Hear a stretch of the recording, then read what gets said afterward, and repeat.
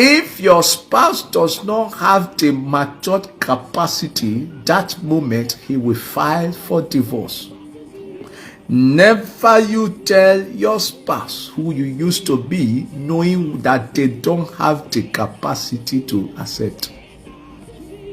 You've moved on with a better life, but your spouse say no, it's over. Please, never you. Don't try it. Even though he's a pastor, not all pastors have the capacity like me. I can carry everything. Your past is gone, but not all pastors. But I thought he's a pastor. He doesn't have brain. I thought he's a pastor. He doesn't have the capacity. He said, I told my husband I used to friend 2 guys in one house. After, what happened?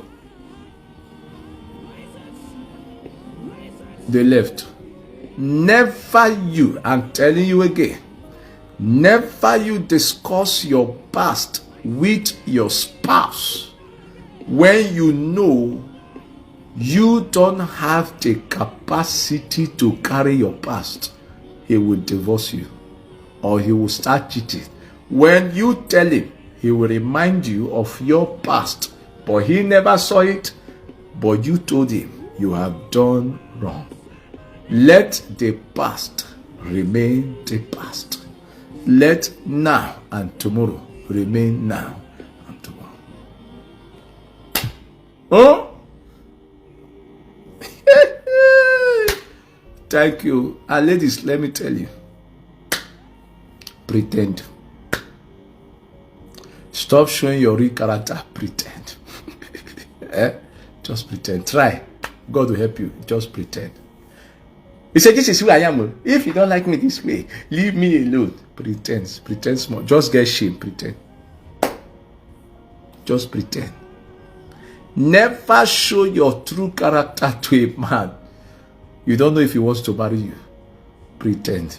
Try to pretend.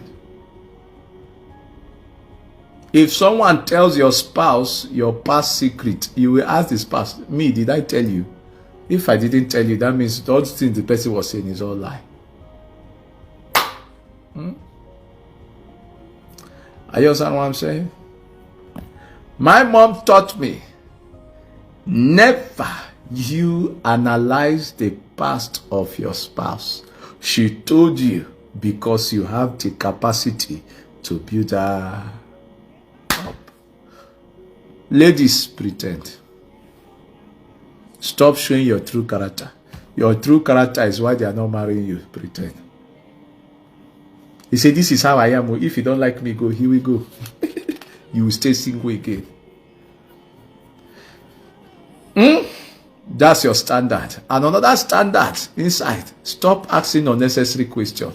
Let the man pass through. If you don't love a person, please, please, please.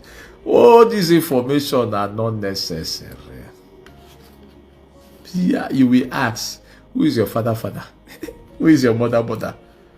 All those information, do they make relationship work? They don't make relationship work. You say, honey? Honey? I say, yes, darling. And the person that asks you, well, let me take time to know you. What are you doing? Am I university? Go and do PhD course and study book. You can never know anyone. Never. That's life. It's part of what I'm teaching today. That's what? That's life. You can never. People marry for 10 years, they divorce. They marry for 15, they divorce. They marry for 20 years, they divorce. How come you who just married, you are not even started? You started to say, I want to know who you are. You can never know any man. It's either you give him a chance and both of you know yourself as both of you are. That's why it's called dating. From dating, courtship. Are you understand what I'm saying? It's called dating. Are you understand what I'm saying? Stop doing anything. I want to know you. Just give me time. Don't be rush. Hey, if you want to agree. There's nothing like cheap or you are not cheap. If you want to agree with him, agree with him. In the relationship is when you study yourself. That's why I call relationship. You keep studying yourself. Jesus didn't edit the 12 disciples before he accepted them in this relationship. Jesus accepted them while seeing their nonsense. And he tolerated them because he loved them. If you don't love me, you can't tolerate me. So all this, give me time. Let's study ourselves. You are single. You are 45. And you are still explaining. No evidence. Soon you'll be 50. You are saying, give me time to study you. Meanwhile, you'll be studying so many men for years. Are you understanding me? You have been studying all the men till you are 50. You are not married. You are still studying.